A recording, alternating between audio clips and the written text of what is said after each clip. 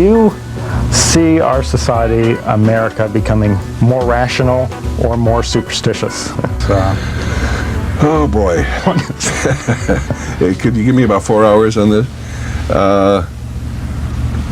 I want it to become more rational, but I would not place any of my hard-earned money on that outcome. I went to the trouble to write that book I mentioned, Dumped in 81 Ways to Make Americans Smarter.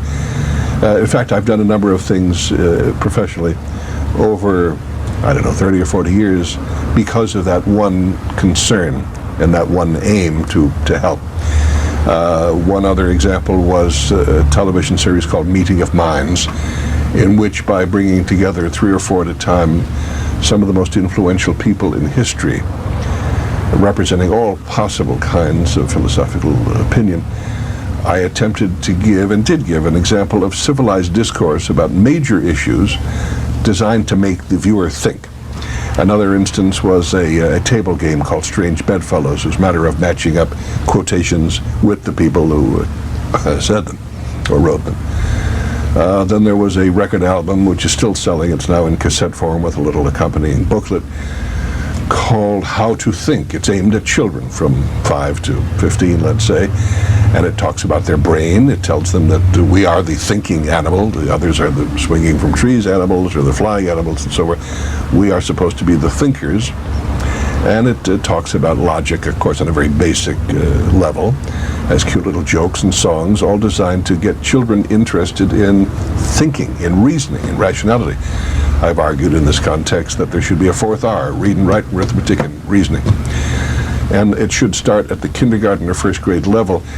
There are courses of formal instruction available now, but most of us don't even encounter them, hear about them till we're in the university. And by that time, the harm has been done. Even if you're pretty bright, you've already been damaged as a thinker, almost certainly, either by your sister or your church or your government or your local newspaper or your record company, whatever it is. So obviously my hopes are long-term. I don't see any short-term hope for improvement, whatever. It seems to be getting worse since my book came out, although there's no cause and effect there. There is something about the appeal of irrationality which has always eluded me. I'm not claiming that I thought this over at the age of 9 and decided to be less at fault than some of my associates. It's just like being born with brown eyes or the ability to go like that with your fingers or to play the piano or what have you. Those things are mysterious gifts. All gifts are mysterious. But we are going to have to make this a national issue, and I don't think anyone short of the president, any president, can do this. I think he actually has to rub our noses in our present predicament. We are not only occasionally irrational, all of us are now and then irrational. The emotions are at war, notoriously, with the intellect. There's the old saying, love is blind, and there's a sense in which that is true. But the reason it's true is because love is an emotion. All the emotions are blind. They are programmed to function on a level that is not that of the rational. If an animal is running at you in the jungle, that's no time for reasoning. You got to get the hell out of there. And so we are programmed with the emotion of fear, and fear pumps adrenaline, and we all know how that works. So you can run a little faster. But this is just, again, a quality control problem programmed into humans by however the great process was accomplished. In your book, Beloved Son, you write about your son's involvement in a group called the Church of Armageddon. How did you deal with that? It came as a shock. What I mean by the word "it" was a letter from my son, who was already out in the world on his own as an adult, telling us, in effect, goodbye. It wasn't an angry letter. He didn't froth at the mouth or use harsh terms. But he said, in effect, dear Dad, I'm writing to tell you goodbye, and I'll explain why I'm telling you that. I'm saying goodbye to all the family, all my past, my old friends. I have found a new life and a new church, and it satisfies my spiritual needs. I'm not quoting him directly, but this was the gist of his message. And, of course, that would come as a shock to any family on earth. So I began to communicate with him. We were already, of course, in communication, but I began to pay very particular attention to a situation. At first, all doors were closed to the families of the members. A year or two later, they changed their minds. Churches do too change their minds. And they decided that it was okay to write an occasional letter or communicate. So I went up there when it was possible and visited. By up there, I mean in Seattle, where the cult was based, in the Queen Anne neighborhood. They had two names, which is interesting because the two names convey two totally different and possibly even mutually contradictory messages. One name is the Love Family. Sweet name. We all should have more love, and hooray for families. The Love Family. The other was the Church of Armageddon. Watch your step. So I guess that tells something about them. And the cults generally constitute a serious social problem involving no one knows how many people, millions certainly, but the arithmetic is hard to come by. There's a fairly common pattern where people come into the control of these groups, and after 5, 10, 12 years, they often drift away. Not always, but they often drift away. And it would be nice if we could save them that 12-year terrible waste and family suffering. But I guess they have to work their own way through it. During that time period, Ted Patrick and deprogramming were constantly making the headlines. Do you have any particular thoughts about deprogramming? Yeah, the separate issue, subsidiary issue of programming or deprogramming, whatever you want to call it, raises certain legal questions, certain moral questions, and it's important, first of all, to realize it is a separate issue. It's connected, because that is why people kidnap their children.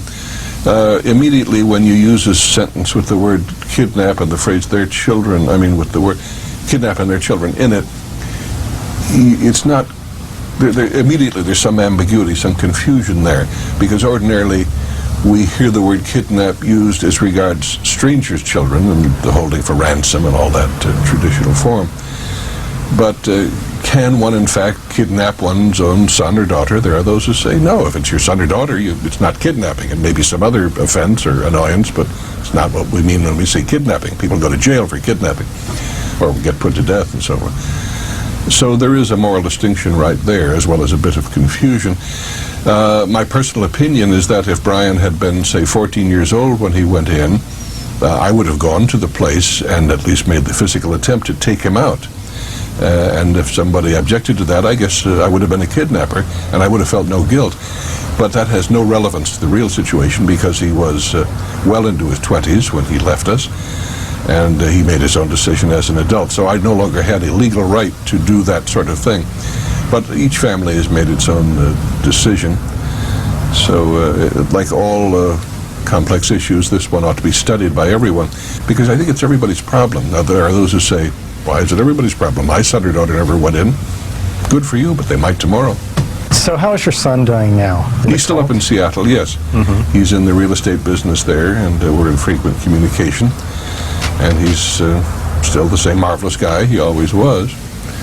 But he now says, and he doesn't say it today, but I have heard him say it,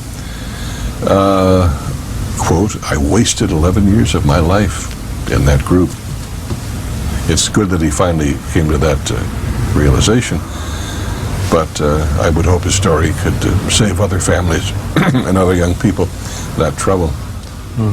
In spite of the polls regarding America's apparent support for what the BATF did in Waco, Texas, I'm finding it rather difficult to tell just exactly who is wearing the black hat and who is wearing the white hat situation. Yeah, we're confused as a people about that particular social drama, partly because whether truth is stranger than fiction, we don't know or can argue. But it's much more disorganized. If you're the god of a little universe, you can decide what happens to the man when he hits the dog bites him, or whatever you want to have happen.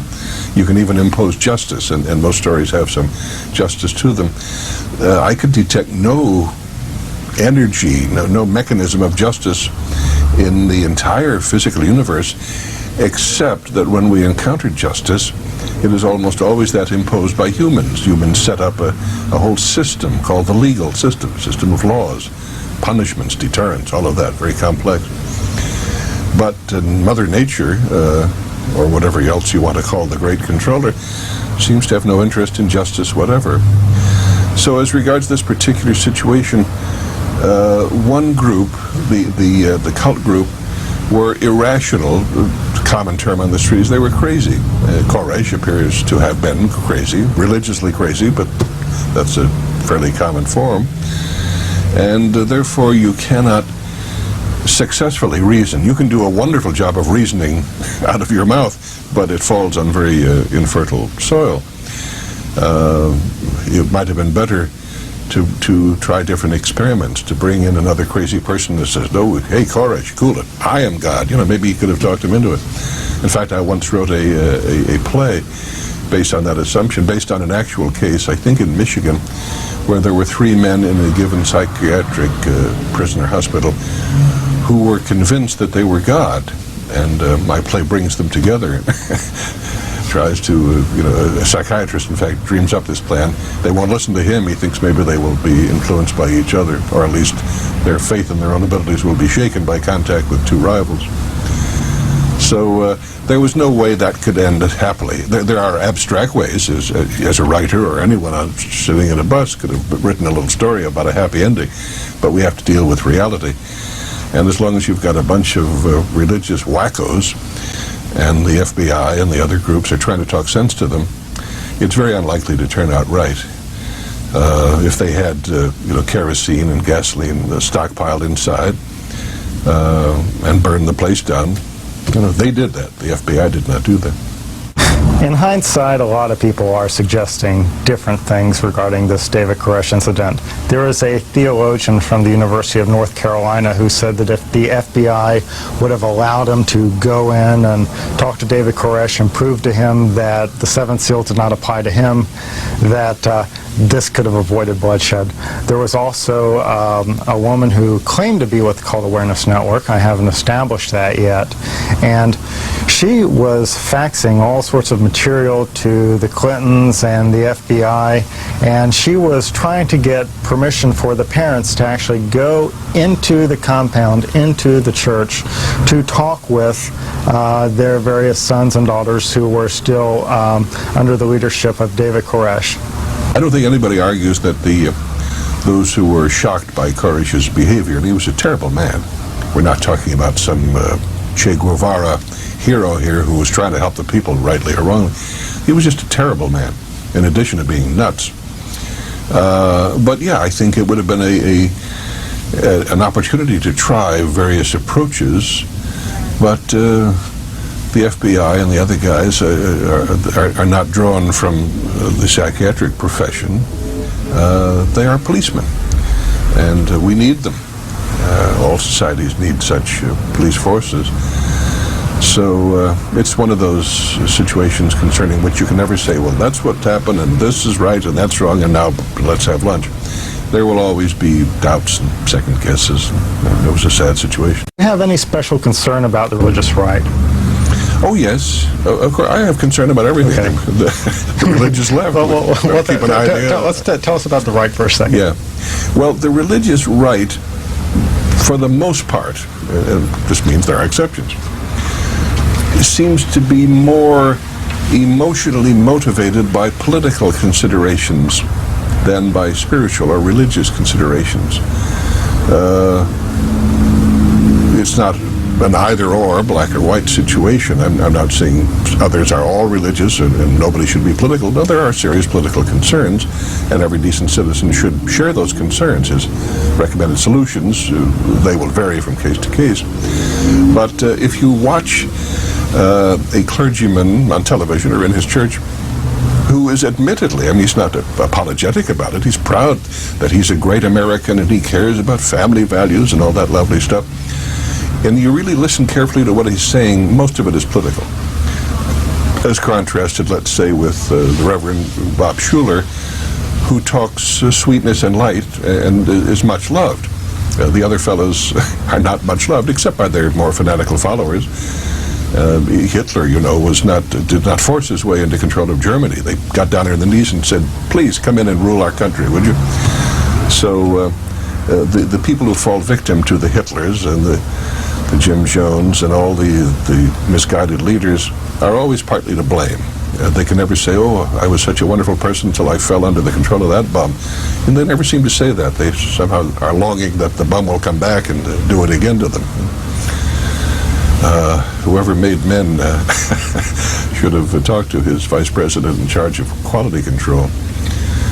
But there's endless complexity here. But there is danger in these cults.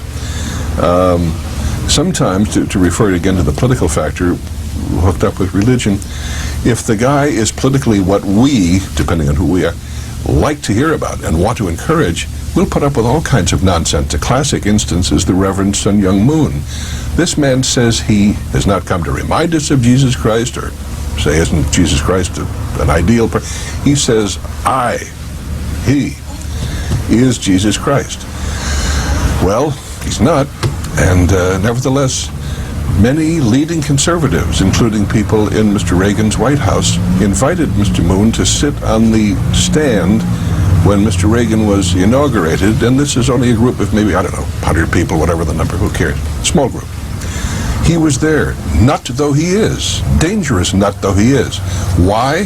Why would those brilliant Reagan advisors, and some of whom I know and some of whom were brilliant, why would they do such a shocking thing? Because he was anti-communist. Swell. Then they should have dug Hitler up and put him on the chair, because he was even more anti-communist. It's very discouraging sometimes. You sometimes respect your philosophical opponents because at least they seem to be people of principle, and then you run into an issue of this sort. Where is principle? Not too visible. You've made a contribution to the anthology, The Book Your Church Does Not Want You to Read. In it you wrote about women's rights, specifically abortion. In your study of the Bible, both the Old and the New Testament, does the Bible have anything specific to say about abortion? Yes. I'm not one of those, by the way, although I've written these 2 volumes and have more in my mind about Scripture, I'm not one of those who is a memory freak and can cite 19 Bible verses, Mark 14:6, that kind of thing. In fact, that always seemed a little comic or peculiar to me when I was a younger fellow. But, so I cannot, without consulting my own books, give you the citations, but the Bible does address the problem. It doesn't address it much, probably because in the period when the Scripture was written, abortion was not a common thing, as murder was. So there was a lot of talk about murder and a lot of other things that were common. But abortion really never became a front-page issue, a matter of heated public controversy, until quite recently. There were centuries and centuries during which abortion was simply illegal. That meant no woman, even if she were dying, could go to a hospital and say, give me an abortion or I will die. Because the churches, which were very powerful socially and legally, said no, and that's the end of it. In fact, there was hardly any discussion. It was just no, next case. Then the walls of that particular structure began to crumble, roughly speaking, 50 years ago, and little by little the debate crept out of the exchanges among the different churches and the different philosophical camps into our front pages, and now the matter is very heated. One point I make in, I can't remember whether it's volume 1 or volume 2, and it doesn't matter, since people should have both of them.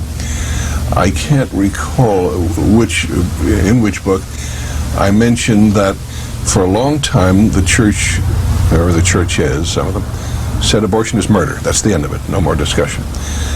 Then finally there were cases where somebody's own wife or daughter or mother or sister was going to die if she didn't get an abortion because of a background of serious physical problems. And then, as often happens in the cases of this sort, people began to make exceptions about their sister or their mother, and they rationalized that to their own satisfaction. And now even many people who are trying to either totally stop or limit abortion nevertheless concede that there have to be exceptions. In the case of rape, for example, where the poor woman doesn't want the child, and who knows what sort of a maniac the rapist was, there are those cases. There are others, as we've said, in the case of where the health and sometimes even the life of the mother is at stake. And in cases of incest, too. So the few categories where even those who don't want abortions will grant exceptions. But one of the points I make is that if indeed we go back to our original assertion that abortion is murder, then there should be no such exceptions. Now, I happen to think personally that there should be, but I'm trying to make the arguers see the logical implications of their basic assertions. And I throw out the suggestion that the reason that the exceptions have been granted is that if they were not, you would never be able to outlaw abortion in this country. So it's probably a matter of political maneuvering rather than bedrock principle. There are, however, I suppose, a few people who are firm on that and say no abortions, and if some women die, that's tough. Life is tough. They're going to die, but we'll save the life of that baby, even if nobody on earth wants it.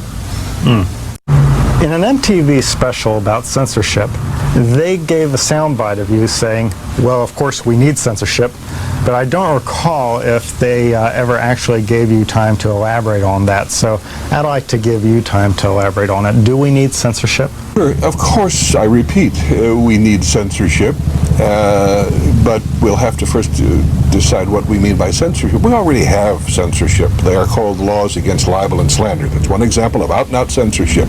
You can't say certain stuff, folks, or if you do, you'll get arrested and put in jail. That is a form of censorship, and that form we need. Now, let's suppose you own a radio station somewhere, or a TV station, or a television network. Let's say you're running NBC, and somebody wants to book Andrew Dice Clay. He's a comedian who does mostly filth. And he knows that, so I'm not criticizing him. I'm just pointing out that's like saying he has brown hair. He does filth, and he loves to do it, and he's proud of it. Are you really going to permit that on your network? You know you're not, because you know 7-year-old children are watching, and probably 80% of the nation will try to, scream your ears off if you do such a terrible thing. So you censor Mr. Clay, and good for you when you do. He's being censored right now. There's a network that'll touch him. He may get on a show now and then as a guest just to, cause controversy and up the points, rating-wise, a little bit. But when he appeared on that bastion of creative freedom, Saturday Night Live, they censored some of the words. You saw his mouth moving, and the words had been censored out. So that's what I mean when I say, of course, we need some censorship. You should hold it to an absolute minimum. Ideally, there should be none. But as long as there are jerks who want to get on television and talk filth, you got to censor them. Very simple. Most of what you're saying, though, seems to be personal censorship, like NBC probably taking the initiative and censoring what's going out on their network. Yeah, advertisers censor, sponsors censor, network censor. We also, in my house, I'm not going to permit people to come in and say anything they want, or, they may say it, but I'll say, please step outside. That's a form of censorship. Now, if you're talking about legal censorship, right. Well, there already is that, as I mentioned earlier. We have the laws against libel and slander.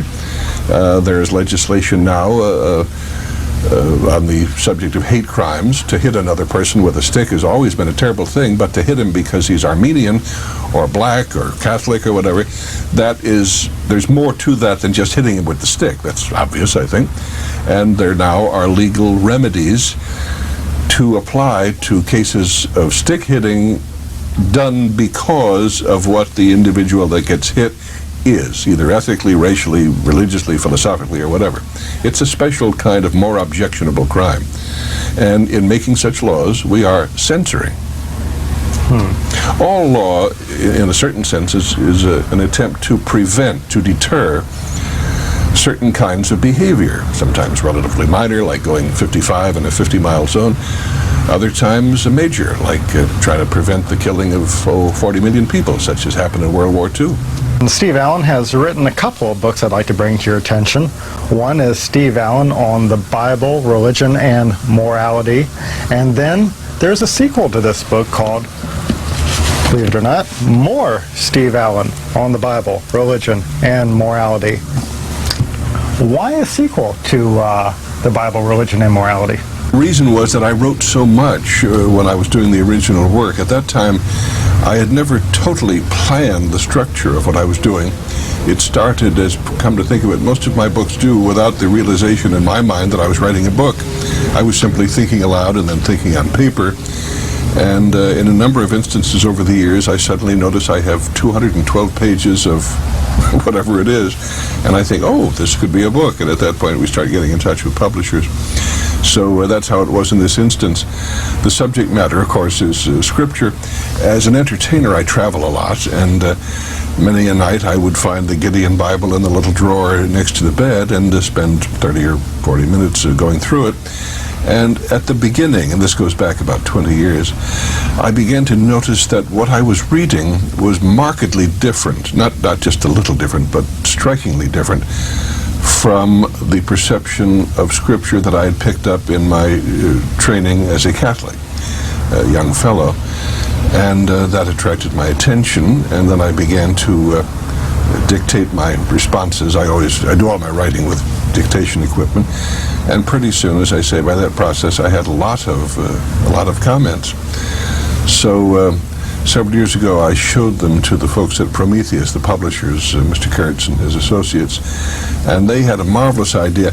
I had originally thought I might do an analysis of the entire Bible, but that probably would have taken about literally 20 volumes in itself.